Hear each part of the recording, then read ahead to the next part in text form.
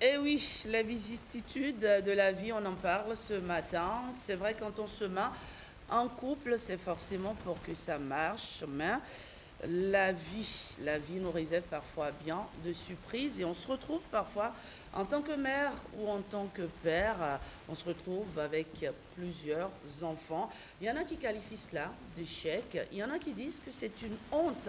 Est-ce que c'est le cas? On en débat ce matin avec Mohamed Liamidi. Bonjour Mohamed. Bonjour Rachida, bonjour plateau. Comment bonjour, ça va? Merci de nous retrouver sur ce plateau. C'est un plaisir. Alors vous êtes essayiste et éditorialiste. Merci de partager avec nous vos avis, n'est-ce pas, sur le sujet.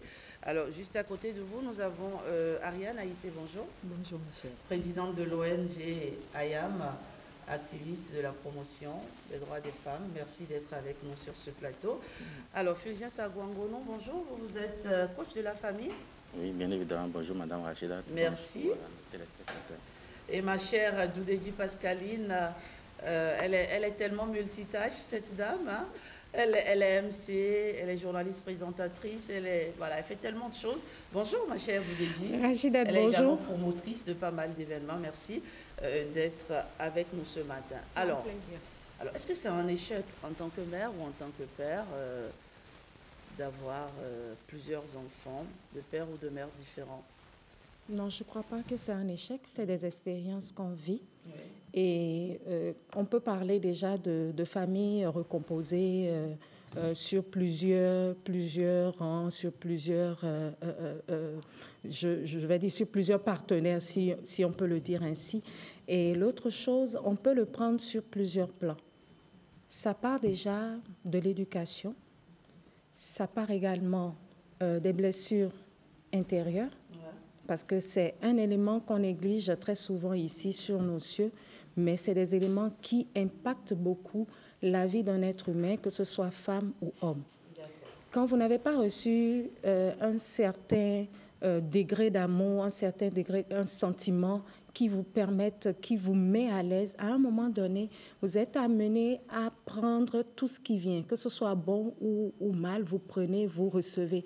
La première fois, on peut l'accepter, on se dit, bon, c'est un échec, ça peut arriver. Une seconde fois, vous vous dites, j'ai trouvé la bonne personne, vous reprenez encore, c'est encore une erreur. La troisième fois, ainsi de suite. Alors, il faut qu'on trouve la solution et ça part des blessures intérieures. Déjà, aller à la base, savoir pourquoi cette personne agit ainsi. Ne pas blâmer, parce que j'estime qu'il y en a certainement plusieurs personnes qui nous regardent et qui sont des hommes avec peut-être 4 enfants de mères différentes ou 4 enfants de pères différentes.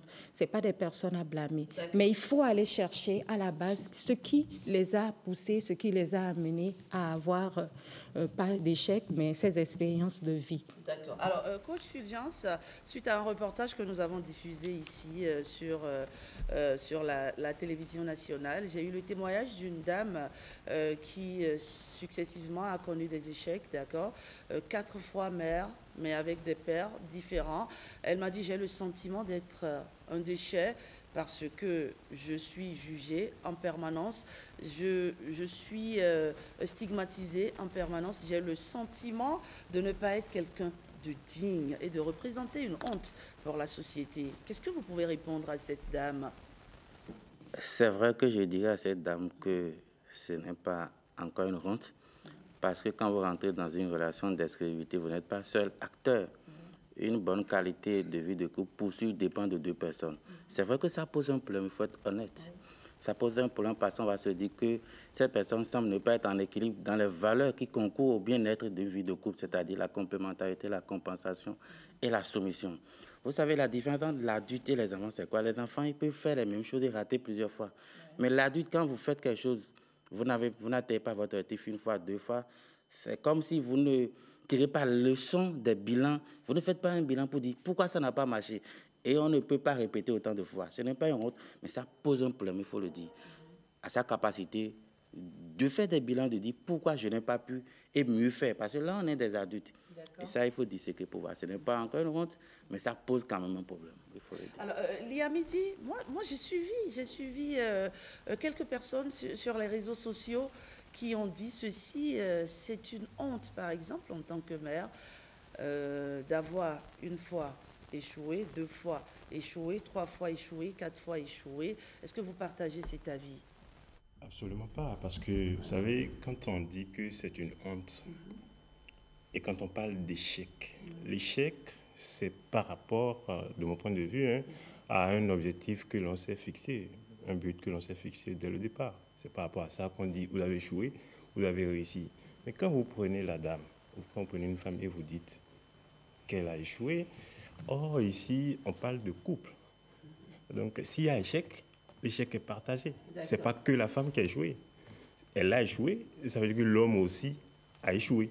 Parce qu'ils ont voulu, se sont entendus pour dire on va essayer de faire chemin ensemble. Parce que tout à l'heure, au début, vous avez dit quand on se met en couple, quand on se marie, c'est pour que forcément ça marche. Sans vouloir vous répondre, je ne le pense pas. C'est pour faire on se met en couple pour que ça ne marche pas? Vous avez dit c'est pour que forcément ça marche, pas forcément que ça marche. On fait en sorte, on donne tout ce qu'on peut. On fait tout le nécessaire, on fait tout ce qui est humainement possible, en tout cas par rapport à ce que vous avez comme ressources intérieures et mentales, pour que ça marche. Mais on ne se met pas ensemble pour que ça échoue. Le but, ce n'est pas l'échec. On a envie que ça marche. Forcément, oui. je trouve que quand vous dites forcément, ça veut dire que quoi qu'il en soit, vous pouvez ne pas être heureux. Vous pouvez ne pas jamais connaître un instant de bonheur. Mais forcément, ça veut dire que vous devez rester. Pourquoi vous êtes pessimiste? Ce n'est pas du pessimisme. Ce n'est pas du pessimisme. Quand on se met en couple, c'est parce qu'on a envie de faire chemin ensemble. Ça veut dire que chacun a sa partition à jouer. Et chacun, moi je vois toujours le couple comme un jeu de rôle. Chacun est dans son rôle et chacun a son territoire. Il ne faut pas piétiner sur le territoire de l'autre. Mais quand on fait ça, quand on donne ce que l'on a intérieurement, tout ce qu'on a comme ressources, et que vous constatez quand vous êtes forcément ça veut dire qu'il faut aller jusqu'au bout, même si ce n'est pas bon, même si ce n'est pas forcément. C'est pour faire en sorte, idéalement, que ça puisse aboutir. Maintenant, au cas où ça n'aboutit pas, pour moi, l'échec est partagé. On ne peut pas stigmatiser tout d'un coup pour dire que c'est parce que la femme n'est pas ceci. Parce que, c'est mon point de vue, hein, souvent, le problème que vous voyez chez l'autre, c'est aussi en vous. C'est bien aussi en vous. Mais parce que vous ne voulez pas prendre conscience de ça, parce que vous ne voulez pas vous dire certaines vérités, eh bien, vous pensez que le problème est seulement chez l'autre. Donc, pour moi, ce n'est pas de facto une réussite.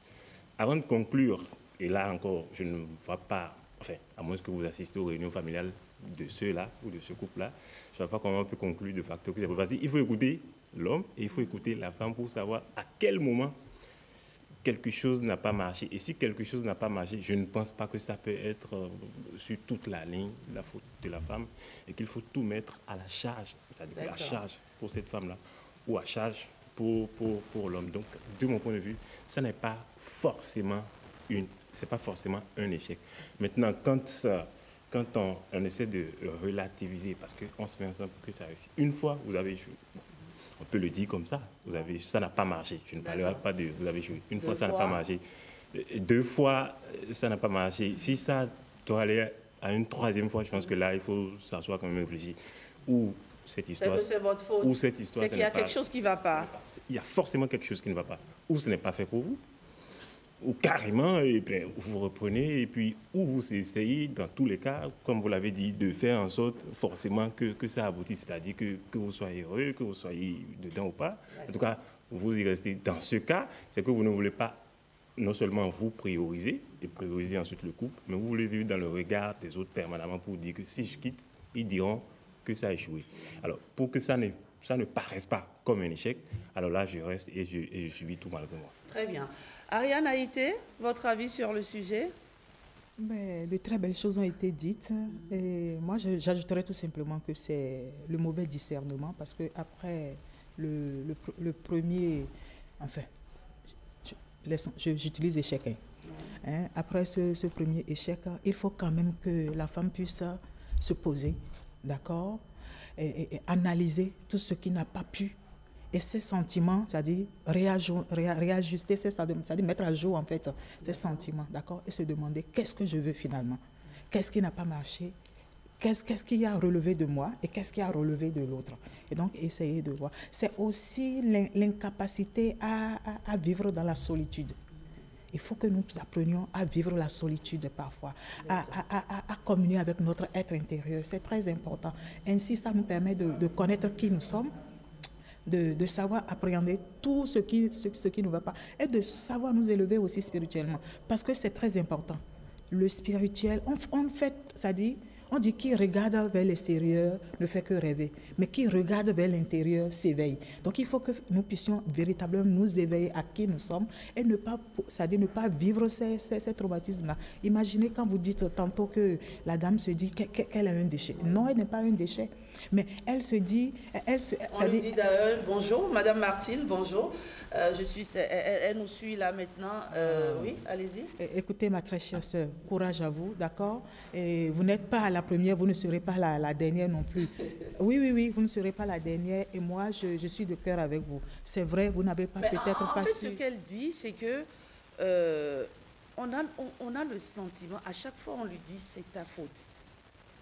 Et pourtant, elle part, elle a toutes les fois qu'elle s'est mise en couple, c'était parti d'un bon sentiment, d'accord? Elle a donné tout ce qu'elle pouvait donner, mais à chaque fois, voilà, à chaque fois, ça ne marche pas. Donc, du coup, aujourd'hui, elle se dit, vais-je pouvoir me reconstruire? Est-ce qu'il faut encore, Liamide l'a dit, peut-être que ce n'est pas fait pour elle, elle se dit, mais peut-être que la vie de couple, ce n'est pas fait pour moi. C'est autant de questions, en fait, qu'elle se pose aujourd'hui, Doudédi. Allez-y. A dit quelque chose de très, très important, le spirituel. Il y a beaucoup d'éléments que nous ne voyons pas visiblement. Il y a des réalités, il y a des choses d'ordre générationnel par rapport à la lignée de votre clan. Qu'est-ce qui a été dit? Est-ce que ce n'est pas en griffe une malédiction qui a été dite par un des parents qui était en colère? Il y a tellement de choses que nous ne maîtrisons pas. Parce que vous avez dit, elle a dit qu'elle a tout donné et chaque fois quand elle s'y met, elle y va avec tout son cœur et toute son âme. Cela veut dire qu'elle a toujours tout donné. C'est sûr que pour le premier, elle était peut-être pas, je ne parlerai pas de tête en l'air, mais elle s'est donnée, elle s'est dit, bon, c'est la personne que j'ai choisie, je voudrais vivre avec lui. Ça n'a pas marché, bon. On se dit, c'est un premier pas, peut-être que c'est dû à ma personne. La deuxième fois encore, elle se donne. Elle change de tactique. Elle se dit, bon, peut-être entre-temps, j'étais un peu plus sévère. Maintenant, il faudrait que j'essaie d'avoir un degré de consensus avec mon partenaire. Il ne faudrait pas que je sois cadrée ou calée sur un avis. Il faudrait que ce soit un échange entre nous. La troisième fois, elle essaie encore de changer. Une quatrième fois, il y a quelque chose qui ne va pas. Moi, je ne suis pas spirituelle, mais les spirituels qui nous écoutent pourront dire, soit c'est dû à une affaire de destinée, parce que chacun a son destin, soit c'est une affaire spirituelle. Et là encore, ça dépend du bord religieux, de la confession religieuse à laquelle elle appartient. Soit aller voir le pasteur, le prêtre. Il faut qu'elle prenne une pause, hein? Il faudrait qu'elle prenne une pause. Il faut plus qu'elle pense à... Non. Qu'elle prenne une pause. Oui. Et qu'elle se penche réellement sur l'éducation de ses enfants. Est-ce qu'il n'y a pas aussi un problème de dépendance affective? Justement, c'est pour cela que j'ai parlé de blessures intérieures à l'entame. Je vous l'avais dit, une pause s'impose. Mais elle a dit quelque chose, je pense que j'ai tout donné. Vous savez, chaque fois que moi je suis dans la gestion des crises dans les couples, j'aime écouter d'abord la femme, parce que quand vous écoutez la femme, elle a tous les mots pour vous démontrer qu'elle est victime. Excusez-moi, les femmes ont vraiment cette capacité, quand vous les écoutez, en dernière position, moi j'écoute d'abord la femme, je vais écouter l'homme après. C'est-à-dire, elle a l'art de vous dire, mais vraiment, elles ont raison, hein. Je n'ai pas dit que vous n'avez pas raison, mais elles ont les mots. Je vous assure, et vous dites que si c'est la femme que vous écoutez en dernière position, vous dites, mais donc moi j'écoute d'abord la femme, je vais écouter l'homme après. Je pense qu'il y a quelque chose qu'elle n'a pas donné. Elle n'a pas tout donné. Si elle avait tout donné, excusez-moi, elle serait dedans. Et il faut qu'elle commence par se dire qu'elle n'a pas tout donné. Parce que si elle se dit qu'elle a tout donné, c'est que c'est les autres. Dans notre cas, Il faut Comme accepter. si elle ne se remet pas en cause. Oui, il faut accepter de se remettre en cause que quelque chose n'a pas marché et aller à la rencontre de ce qui n'a pas marché. Vous avez peut-être écouté un de ses partenaires, vous avez dit, ah, Il y a quelque chose là et qui parfois, il y va a des pas. femmes qui, vous savez, dans toute relation, dans le monde même en général, le tout premier élément du succès, c'est la capacité à se soumettre aux normes. Je vous donne un exemple. Si on fait l'émission, c'est que nous tous là, on a dit on sera à l'heure. C'est une soumission hein, aux normes. D'accord. C'est le tout premier élément pour réussir en entreprise, partout, tout relationnel. Il faut accepter de respecter les normes. Ça peut être là, quelque chose n'a pas marché là, ou d'autres choses. Mais elle n'a pas tout donné, ni donné leur soin. Liamidi, vous le pensez aussi? Parce que quand on dit qu'elle n'a pas tout donné, le tout là, je ne sais pas qui définit ça. Il n'y a pas quelqu'un, c'est mon point de vue, hein, il n'y a pas quelqu'un qui soit en mesure de tout donner. Je pense à la limite que c'est C'est peut-être une superlatif. façon de dire elle a tout essayé. On n'essaie jamais tout, on essaie tout ce qu'on a en soi, qu'on peut par rapport à vos capacités. Mais ça, c'est pas tout. Parce qu'il y a quelque chose que l'autre peut et que vous ne pouvez pas. Peut-être que cette femme-là, ce que vous pensez qu'il manque, qu'elle n'a pas donné là, peut-être qu'elle ne l'a pas. Et là, bon, peut-être si vous voulez toujours rester avec elle, peut-être qu'il faut faire avec. Jusqu'à ce que vous décidez que vous ne pouvez plus, eh bien, vous passez à autre chose. C'est pareil pour la femme aussi, hein, de mon point de vue. C'est pareil pour la femme aussi. Et donc, il n'y a pas un tout, de mon point de vue, qui soit consigné quelque part ou comme un catalogue où on peut consulter pour dire, bon, voilà tout ce que la femme peut donner ou tout ce que Mais il l'homme faut peut qu'elle se donner. remette un peu en cause, n'est-ce pas? Qu'elle voie ce qui a marché, ce qui n'a savez, pas marché. Les femmes, elles sont, bon, comme l'homme d'ailleurs, souvent dans un processus de remise en cause, même si par ailleurs, elles adoptent souvent la position de victimisation. Ça, c'est systématique. Hein. Ah bon? C'est systématique. On se victimise un peu trop. Bon, Et peut-être vous, pas, alors? peut-être pas un peu trop. Hein? Peut-être Ah oui? Et vous, peut-être alors? pas un peu trop, mais c'est systématique. Il y a toujours une part. Je suis pas très de- d'accord. Ça n'est pas grave. Ça n'est pas grave. Je ne le pensais même pas que vous le seriez. Et là, c'est normal. C'est ça aussi le tout, quoi. Donc, vous prenez une partie de tout ce que je disais depuis, si vous êtes d'accord. Et là, maintenant, vous n'êtes pas d'accord. C'est ça Merci, aussi le coup. mais- Maintenant, quand vous prenez le cas d'une. On a parlé de. Enfant, on a dit qu'une première fois vous avez un enfant. Pour moi, un enfant, ça ne peut pas découler d'un hasard. Hein. Ça ne peut pas découler juste d'un essai. Parce que quand vous avez un enfant une première fois dans une première relation, une deuxième fois dans une deuxième relation, et que vous n'êtes toujours pas resté une troisième fois, il y a quelque chose qui ne va pas. Il y a quelque chose qui va parce que ça ne vient pas sur un coup de tête. Et, bon, on entend souvent nos mamans dire que je suis resté à cause des enfants. Est-ce que l'enfant là, ou les enfants là ne suffisent pas à rester malgré tout, si ce n'est pas aussi que c'est la volonté de l'homme de se séparer de vous. Donc, pour moi, on peut toujours relativiser et essayer de trouver, bon, maintenant, quel est l'objectif? Si l'objectif, bon, vous avez déjà des enfants, vous pouvez faire avec, et que vous ne voulez pas rester profondément dans le regard de la société, et pour ne pas prendre ça comme un échec, deuxième, troisième, restez là où vous êtes. Bon, je ne sais pas ce qui vous manquerait, vous êtes déjà... Malgré tout. Mais qu'est-ce que vous voulez? Puisque, bon, qu'est-ce que vous voulez obtenir dans le mariage? Vous allez obtenir des enfants, vous allez obtenir... On peut être en couple et quand même Mais on peut vivre vivre seul, séparément. on peut vivre Voilà. seul. Ça, Je est-ce suis qu'on chez est moi, obligé l'autre de- est Si aussi l'on veut chez- vivre, Oui, de mon point de vue, vivre si seul. vous décidez de, Est-ce si qu'on vous, est- si vous décidez de vivre obligé? seul, Oui. Vivre ensemble et donc de rester ensemble, mais on peut vivre ensemble, mais séparément parce que ça s'est imposé. On ne travaille pas dans le même pays. Mais on ne peut pas décider D'être en couple. en couple et de rester séparément. Ou soit il vient de temps en temps. Ni un élément demain. Pour moi, un couple de parce que quand Merci vous, à vous. dites que On a quand vous dites qu'on ne peut pas prendre ça comme un échec, dans ce cas, ce n'est pas un échec alors. Alors, si vous dites qu'on peut rester seul, ben, il n'y a pas à se dire que c'est un échec. Tu fais ton choix et puis tu assumes. Mais c'est une Je option. vous dis, franchement, j'aurais bien aimé qu'elle vienne sur ce tableau, sur ce plateau, pardon, mais elle m'a dit ceci, elle a dit Rachidat, ça va en rajouter, n'est-ce pas, au stress que je vis, parce que les gens me jugeront encore plus. Allez, Martine, on t'envoie beaucoup d'amour ce matin et on te soutient fortement. Et il faut dire qu'elle vit un réel traumatisme au point que souvent, elle a tendance à rejeter sa colère, son angoisse sur ses enfants. Et nous avons interrogé un psychologue sur la question. Voilà ce qu'il en a dit. Quand on se retrouve dans cette responsabilité, on fait souvent des crises émotionnelles. Et contre toute attente, on développe une agressivité. Chez ces femmes, on note parfois une certaine agressivité.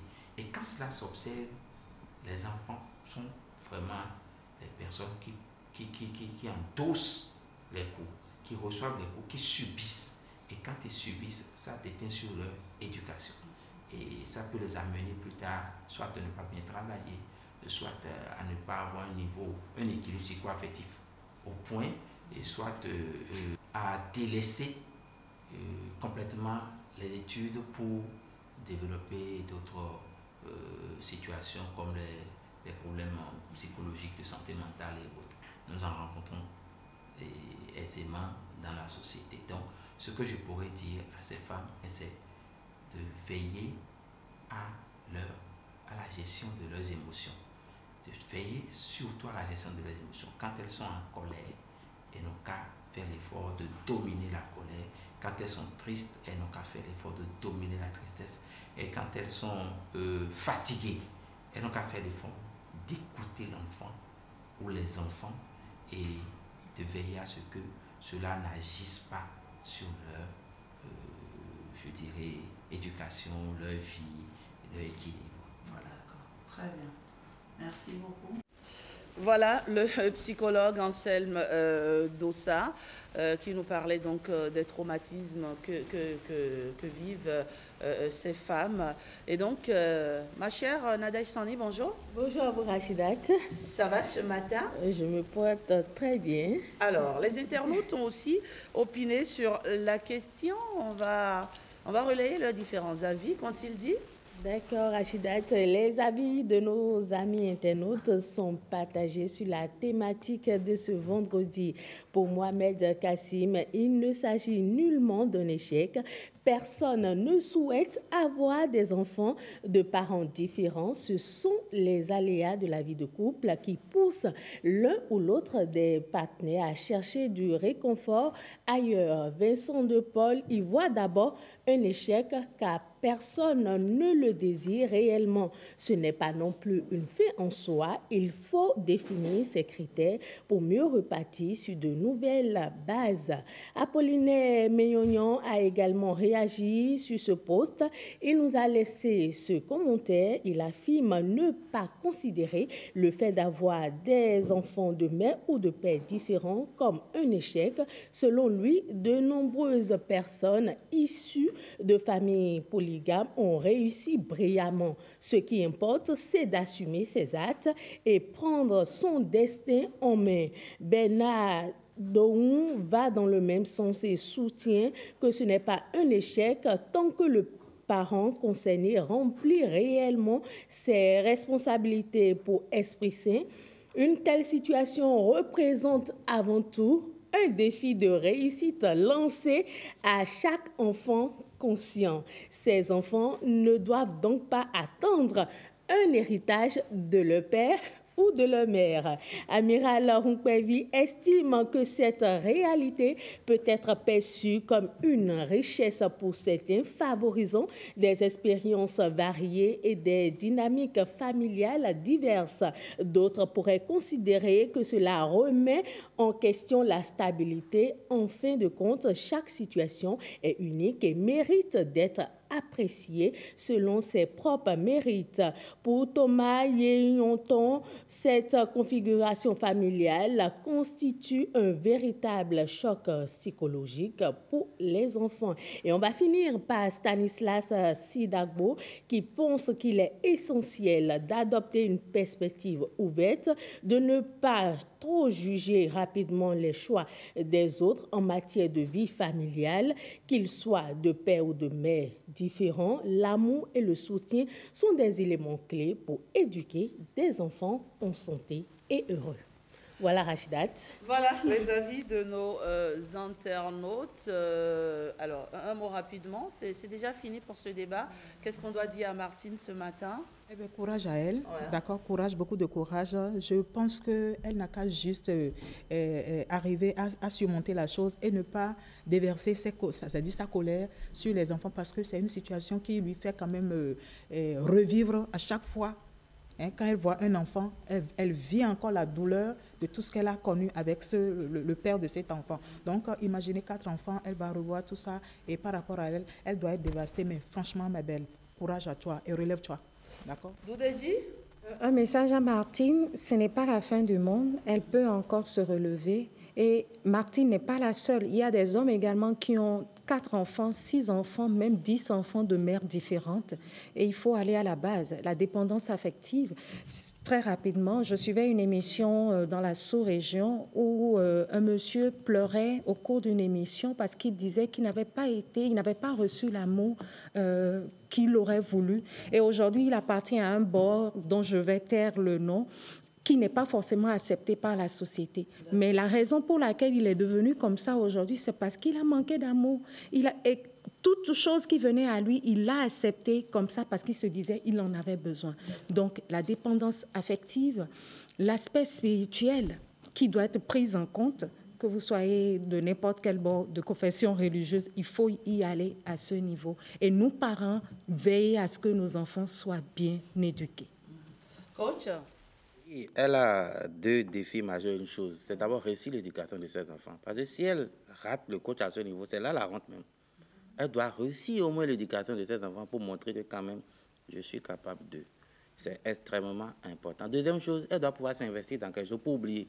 Vous savez, lorsque dans votre tête, vous êtes occupé vraiment à faire quelque chose, vous pouvez oublier certaines choses. À des moments, on n'oublie pas tout, mais elle va peut-être oublier s'investir dans son business ou bien s'investir à l'église. Quelque chose quand même qui va occuper. Faut qu'elle s'occupe. Qu'elle s'occupe véritablement. Troisième chose, avant de commencer une relation, c'est vrai, il faut faire... Avant de commencer une relation, c'est vrai qu'il faut faire un bilan, mais elle doit chercher à savoir quand je me marie là, qu'est-ce que je cherche. Parce que quand on est en couple, il y en a qui cherchent juste l'affection de papa qui n'a pas eu, de maman que je n'ai pas eu, ou d'autres choses. Qu'est-ce que je cherche quand je me marie? C'est important. Merci. Coach, merci. Nadège, ce sera tout, n'est-ce pas? Un petit mot, selon moi, la plus grande grâce que Dieu peut accorder à une femme, c'est la maternité. Et donc, ce que je voudrais lui dire, c'est qu'il y a des femmes qui, malgré leurs moyens, cherchent des enfants aujourd'hui et n'en ont pas. Donc, qu'elles se concentrent sur ces enfants et qu'elles prient son Dieu. Il y a certainement une grâce qu'elle aura dans les jours à venir ou dans les mois à venir. Alors, pour Muriel sortir, Blanche, qui est une artiste, comédienne, animatrice, a eu 3 enfants de pères différents. Et pourtant, elle a eu son milliardaire. Voilà. Donc, à chacun son destin, à chacun son histoire. Liamidi brûle d'envie de nous dire quelque chose. Nadège, merci. On va permettre à Liamidi très rapidement de nous dire son mot de la fin. Avant que Liamidi ne s'installe, on va écouter les derniers conseils du psychologue à l'endroit de Martine, à qui on envoie beaucoup d'amour ce matin. Ce n'est pas facile et nous exhortons la population à avoir un regard très doux, clément vis-à-vis de ces personnes qui sont également nos citoyens, des citoyens béninois, nos compatriotes. Donc nous devons déjà les accueillir parce que cette charge familiale n'est pas du tout facile, même si on est à 2. Et là, ces femmes se retrouvent seules à assumer toute la charge des familles. Vous voyez, ce n'est pas facile. Maintenant, comme recommandation, nous pouvons leur dire de faire le lâcher-prise. Et que tout le monde se rappelle, quand on a voulu marcher pour la première fois, mais l'enfant ne s'est pas tenu debout et a marché régulièrement et efficacement. Non. Qu'est-ce qui s'est passé? Cet enfant se lève, mais tombe, se lève, tombe, et c'est au bout de certain nombre d'exercices que l'enfant réussit à marcher. De la même manière, pour une femme et qui veut se reconstruire, il lui faut vraiment faire le lâcher-prise complètement sur son passé, tourner définitivement sur la page des échecs antérieurs et rester complètement positive. Se croire capable de nouer une relation et considérer cette relation comme la toute première de sa vie. Et quand on arrive à faire ce pas, ce n'est pas facile, c'est pour ça que les psychologues sont là pour accompagner toutes celles qui ont ces difficultés. Voilà, c'est déjà fini pour ce débat. Liamidi, un dernier mot pour sortir. Je pense juste que, bon, oui? Si pour la femme, l'objectif, c'est d'être avec quelqu'un, ça veut dire que, bon, au-delà du nombre, il faudra qu'elle continue jusqu'à ce qu'elle puisse tomber sur le bon bon, il y a toujours de l'espoir. Moi, je te donne les conseils, tu reviens encore sur le C'est ce que c'est ça le conseil. Il faut garder espoir. Il faut toujours garder espoir. Parce que ça ne sert à rien de se remettre de se culpabiliser. Parce que le fait de se culpabiliser, vous restez dans le regard des autres et vous subissez le préjugé de la société qui pense que vous êtes une Marie couche-toi, c'est-à-dire une femme facile. Et on a des préjugés sur vos valeurs, sur votre sexualité, sur votre moralité, ainsi de suite. Ça ne sert à rien. Merci Lia Midi. Merci à vous, chers débatteurs. On se retrouve vendredi prochain pour un autre sujet sur voilà, les faits de société, ce que nous vivons au quotidien. Voici pour vous maintenant la revue de presse, cette fois-ci, avec William. Bienvenue à Gare.